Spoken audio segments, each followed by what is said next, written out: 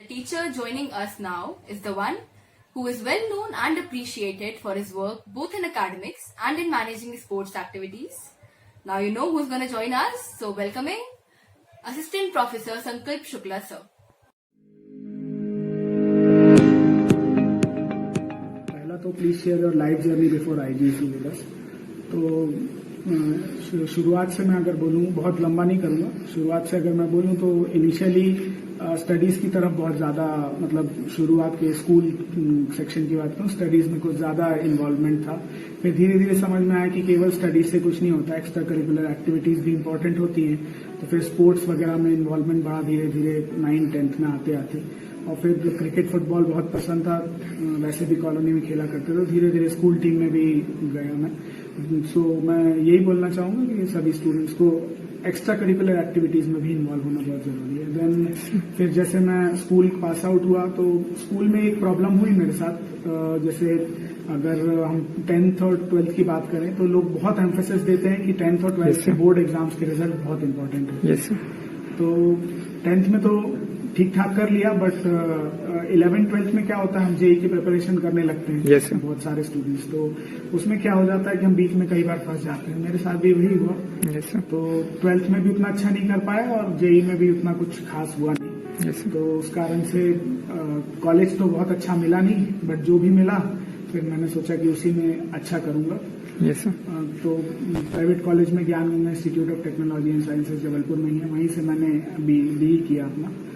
वहां पर 2-3 साल तो ऐसे ही निकल जाते हैं, जैसे आप लोगों के भी निकले हैं, सभी के निकलते हैं। उसके बाद 4th ईयर में कुछ लगा कि हाँ कुछ होना चाहिए, करना चाहिए। तो फिर धीरे धीरे पढ़ाई स्टार्ट की, कुछ गेट की प्रिपरेशन स्टार्ट की। इनफैक्ट मैंने थर्ड ईयर से ही चालू कर दी थी गेट की प्रिपरेशन की। मुझे एमटेक करना ही है और अच्छे इंस्टीट्यूट से, एटलीस्ट नेशनल इंस्टीट्यूट से एमटेक करना है। तो मैंने पहले से ही प्रिपरेशन चालू कर दी थी। 3rd ईयर से ही मैं यहीं जबलपुर में लोकल पढ़ने लगा था धीरे धीरे। और उसके बाद 4th ईयर में मेरा टीसीएस आई थी कॉलेज में ही, तो कैंपस प्लेसमेंट भी हो गया था, बट मैंने ज्वाइन नहीं किया। लेकिन मेरा पहले से ही गोल सेट था कि मुझे एमटेक करना है और नेशनल इंस्टीट्यूट से करना है। उसके बाद फाइनल ईयर में मैंने गेट दिया, तो अनलकीली इतनी रैंक नहीं आ पाई कि मुझे नेशनल इंस्टीट्यूट मिले, तो मैंने 1 साल का ड्रॉप लिया। मैं हैदराबाद गया था, मैंने वहाँ एस अकेडमी में कोचिंग की। उसके बाद मेरी रैंक अच्छी खासी आ गई, ठीक ठाक आ गई, इतनी आ गई कि मुझे एनआईटी कर्नाटका सूरतकल में एडमिशन मिला कम्युनिकेशन इंजीनियरिंग ब्रांच में। तो मैंने कम्युनिकेशन इंजीनियरिंग से वहाँ पे पढ़ाई स्टार्ट की। वहाँ जाके मुझे एक्चुअल माहौल पता चला कि जो एक local engineering college, private engineering college बोल सकते हैं, या लोकल इंजीनियरिंग कॉलेज और एक नेशनल लेवल के इंजीनियरिंग कॉलेज में कितना डिफरेंस होता है। और वहां जाके मुझे समझ में आया कि स्टूडेंट्स का इन्वॉल्वमेंट ही कॉलेज को बड़ा बनाता है। वहां का एडमिनिस्ट्रेशन जस्ट आपकी हेल्प कर सकता है, स्टूडेंट्स की हेल्प कर सकता है इम्प्रूव करने के लिए कॉलेज में, लेकिन स्टूडेंट्स ही वो चीज होते हैं जो किसी भी कॉलेज को ऊपर या नीचे ले जाते हैं। और वहां जाके मैंने बहुत कुछ सीखा और वो सारी चीजें मैं कोशिश कर रहा हूँ कि यहाँ इम्प्लीमेंट हो।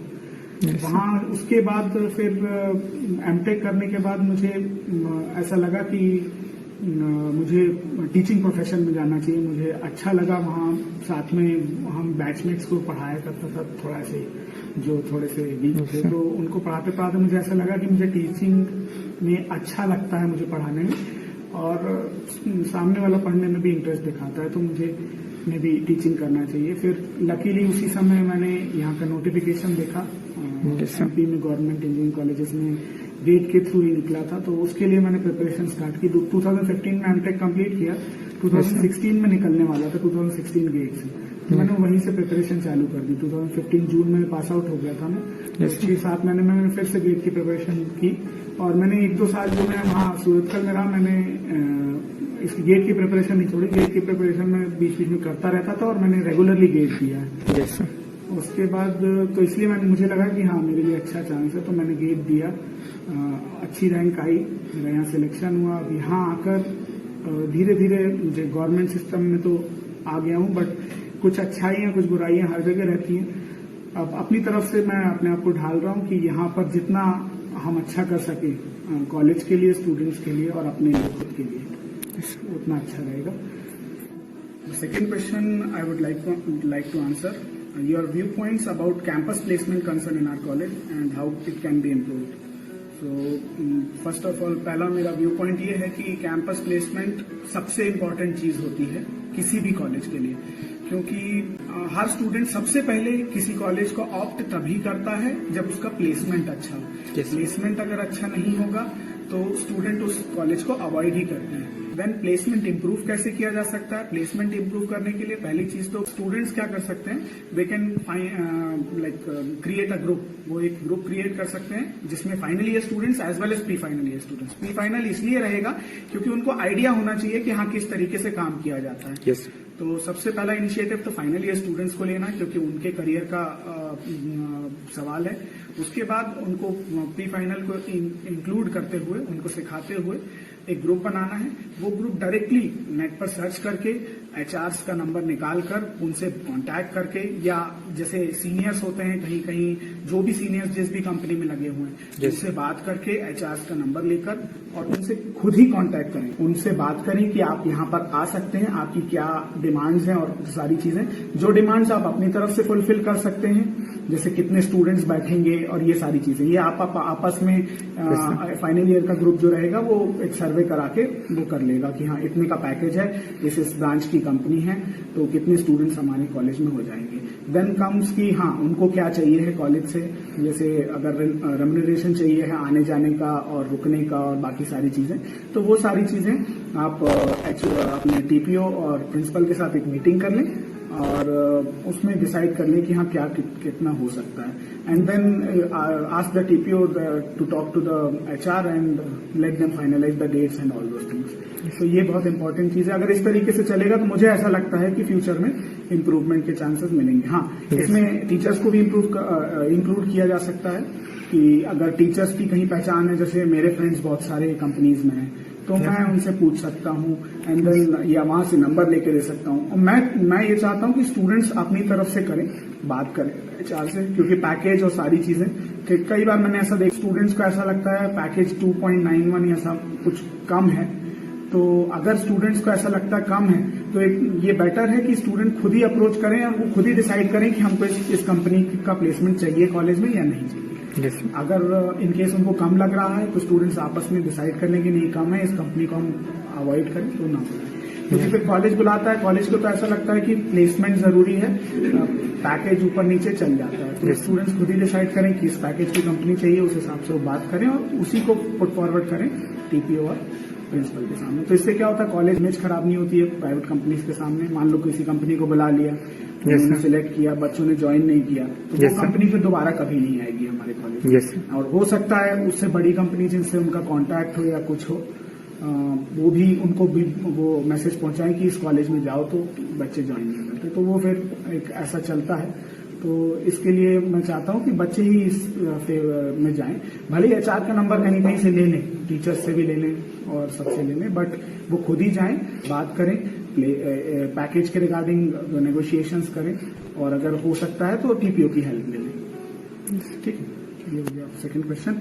थर्ड क्वेश्चन है हमारा, a small message for all the students studying as well as pass out. तो इसके लिए मेरा मैसेज यही रहेगा सारे स्टूडेंट्स को कि सबसे पहले तो आप डिसाइड करें कि आपको किस फील्ड में जाना है। कई बार ऐसा होता है, मेरे साथ भी हुआ है कि 4th ईयर तक आते आते हमको समझ में नहीं आता कि हम कहाँ जाएं कहाँ ना जाएं। तो उसके लिए आप अपने टीचर से कंसल्ट कर सकते हैं, पेरेंट्स से कंसल्ट कर सकते हैं, सीनियर से कंसल्ट कर सकते हैं, बड़े भाई बहन अगर हों जो ऑलरेडी कहीं कहीं काम कर रहे हैं उनसे कंसल्ट कर सकते हैं, दोस्तों के भाई बहन हो उनसे कंसल्ट कर सकते हैं। और कंसल्ट करके 4th ईयर में ही, मतलब स्टार्टिंग में एक बार अपना सीरियसली लेना चालू करें करियर को और धीरे धीरे करके जो है आगे बढ़े उसी फील्ड में। तो एक बार हमारा ये गोल डिसाइड हो जाता है कि हमको किस तरफ जाना है, नॉन टेक साइड जाना है या टेक्निकल साइड जाना है। एक बार ये डिसाइड हो गया तो उसके बाद हम धीरे धीरे अपने उस गोल की तरफ आगे बढ़े। बाकी ये है कि एक बार आपने गोल डिसाइड कर लिया तो उससे आगे पीछे होना नहीं, कम से कम अपना पूरा, जब तक तुमको ऐसा ना लगे कि हाँ मैंने पूरा 100% दे दिया है लेकिन अभी भी कुछ नहीं हो रहा है, तब तक कोशिश करें कि हम आगे पीछे ना हो। कई बार ऐसा होता है हमने 100% दिया, उसके बाद भी थोड़ा सा कम रह जाता है, तो ऐसे केसेस में आप दोबारा ट्राई करो, बिल्कुल होगा आपका। अगर आप अपना गोल डिसाइड कर लिया है और आप एक पर्टिकुलर गोल की तरफ पूरी मेहनत से अगर काम कर रहे हो तो आप पक्का सक्सीड होगे किसी भी फील्ड में हो। कोई जरूरी नहीं है कि आपका कोई कंपनी प्राइवेट कंपनी में ही हो, गवर्नमेंट जॉब में ही हो, बैंकिंग सेक्टर में ही हो, ऐसा कुछ नहीं है। किसी भी फील्ड में, सिंगिंग, डांसिंग, जो भी आप चाहते हो, जिस चीज को प्रोफेशन बनाना चाहते हो, उस फील्ड में आगे बढ़ने के लिए आप अपना गोल सेट करो और उसमें लग जाओ। जितनी जल्दी लगोगे उतना अच्छा रहेगा आपके लिए, क्योंकि उतना ज्यादा टाइम आपके पास रहेगा प्रिपरेशन करने के लिए इस चीज का, और उसके बारे में सोचना चाहिए। इसके बाद आता है आपका fourth question, what can a student do to improve the project and research environment in the college. तो देखो, हमारी तरफ से हमने ऑलरेडी काफी चीजें करके रखी हैं। मतलब अपना हमने डिमांड भी प्रिंसिपल के सामने पुटअप कर दी है IEEE जर्नल्स और उसके लिए। तो एटलीस्ट इलेक्ट्रिकल, IT और इलेक्ट्रॉनिक्स, 3 ब्रांचेस के लिए तो उसमें बहुत कुछ मिलेगा आपको रिसर्च मटेरियल। तो रिसर्च एनवायरनमेंट हमारी तरफ से हम पूरी कोशिश कर रहे हैं कि क्रिएट हो। उसके अलावा बहुत सारी नई बुक्स आ रही हैं, अभी करीब शायद 5-7 लाख की आ चुकी हैं, और अभी 13 लाख के आसपास की बुक्स और परचेज हो रही हैं। जो स्टैंडर्ड बुक्स, जो बहुत अच्छी फॉरेन ऑथर्स की प्लस इंडियन ऑथर्स की बुक्स हैं, वो आपको लाइब्रेरी में अवेलेबल रहेंगी। जैसे जैसे आपका टेक्निकल नॉलेज बढ़ेगा, आप जो है पेपर्स रीड करना स्टार्ट करो। जैसे अगर आपको मिल जाता है तो, नहीं तो आप टीचर से कंसल्ट करो, टीचर्स आपको पेपर्स अवेलेबल करवाएंगे, उनको पढ़ो।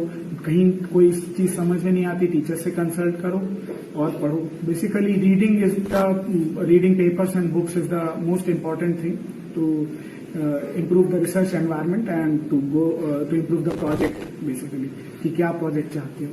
ठीक है, तो एक ये चीज हो गई। इसके बाद हमारा question, if you will become the highest authority of the institution then what would you like to improve और चेंज। तो चेंज तो एज सच नहीं करना चाहूंगा, बिकॉज चेंज करना इतना आसान नहीं होता है गवर्नमेंट सेक्टर में। तो मैं चाहूंगा कि चीजें इम्प्रूव हो। इम्प्रूव इस तरीके से होती है कि टीचर और स्टूडेंट के बीच का जो कोऑर्डिनेशन है वो इम्प्रूव हो। सबसे इम्पोर्टेंट चीज जो मैंने बोली कि प्लेसमेंट इम्प्रूव होना चाहिए। आप जाएं और कंपनीज से बात करें। कंपनीज आपको छोटे छोटे प्रोजेक्ट बहुत आसानी से आपको यहाँ मिल सकते हैं अगर आप कोशिश करें तो। बट आपको ये है कि रिसर्च एनवायरनमेंट डेवलप करें एंड देन धीरे धीरे आगे बढ़ के और आप इंडस्ट्री के साथ। तो उससे क्या होता है, इंटर्नशिप्स आपको मिलेंगी कॉलेज में ही, आपको 4th ईयर में इंटर्नशिप का मौका मिल जाएगा, ऐसा भी होगा।